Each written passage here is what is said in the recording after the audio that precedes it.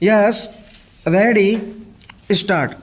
The only country where this principle is not followed is Canada, and we are following to a certain extent that pattern.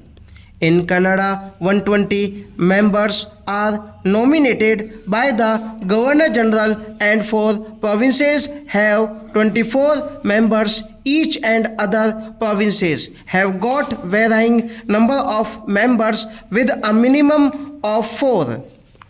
We have to a certain extent followed the pattern of Canada, and because we have accepted the principle of both nomination and indirect election, and also the principle of not having uniform representation. Our principle has been to provide one representative for every additional 5 millions of the population, and one for every additional 2 million or part thereof. Why I am objecting and asking for an amendment and asking this House to consider the necessity of changing the present structure. I will just now come to that. In the House of the people, obviously the House being representatives of the people, the populous states will have more representatives. Nobody can deny it, and that should be the first and basic principle.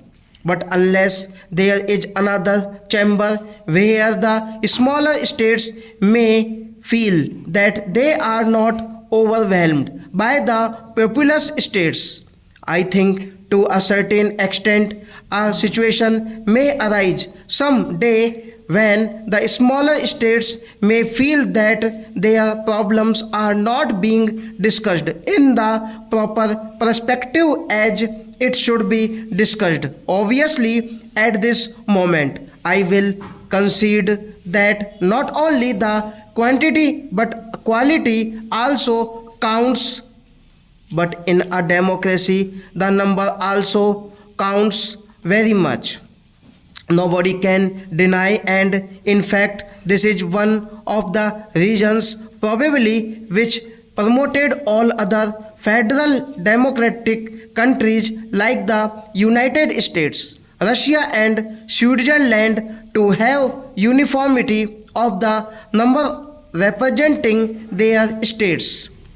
In the United States, we find that the Senate and House of Representatives try to strike a balance of conflicting interests through different compositions, conflicting with one another.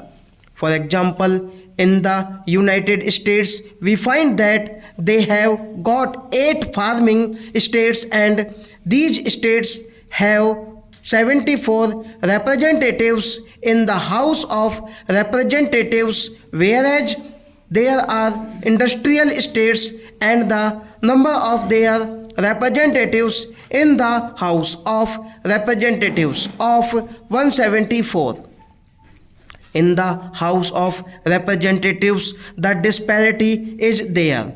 The industrial states may have a dominating voice, and much more time may be taken in discussing the industrial matters, but that has been balanced in the upper house. I feel we should have also a fresh view as to whether the composition of the Rajya Sabha should be changed because of this first principle alone. This should be considered very carefully. Stop.